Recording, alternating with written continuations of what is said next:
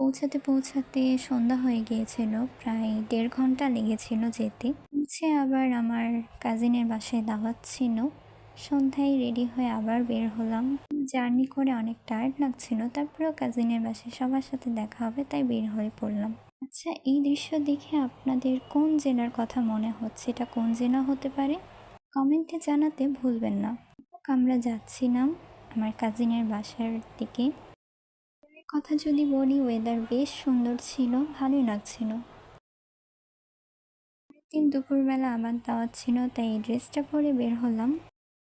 আচ্ছা, আপনাদের ঈদ কেমন কাটলো কমেন্টে জানাতে ভুলবেন না।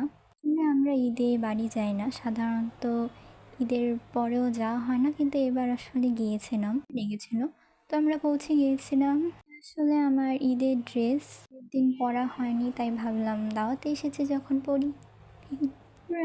পৌঁছাতে পৌঁছাতে সন্ধ্যা হয়ে গিয়েছিল। প্রায় ১.৫ ঘন্টা লেগেছিল যেতে। আবার আমার কাজিনের বাসায় দাওয়াত ছিল। সন্ধ্যায় রেডি হয়ে আবার বের হলাম।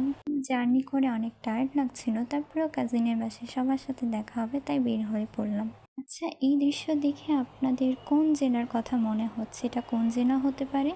কমেন্টে জানাতে ভুলবেন না।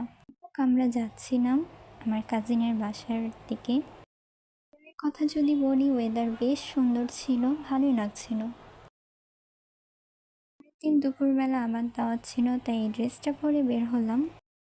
আচ্ছা, আপনাদের ঈদ কেমন কাটলো কমেন্টে জানাতে ভুলবেন না। আসলে আমরা ঈদে বাড়ি যাই না সাধারণত, ঈদের পরেও যাওয়া হয় না, কিন্তু এবার আসলে গিয়েছিলাম, লেগেছিল তো আমরা পৌঁছে গিয়েছিলাম। আসলে আমার ঈদের ড্রেস দিন পরা হয়নি তাই ভাবলাম দাওয়াতে এসেছে যখন পরি।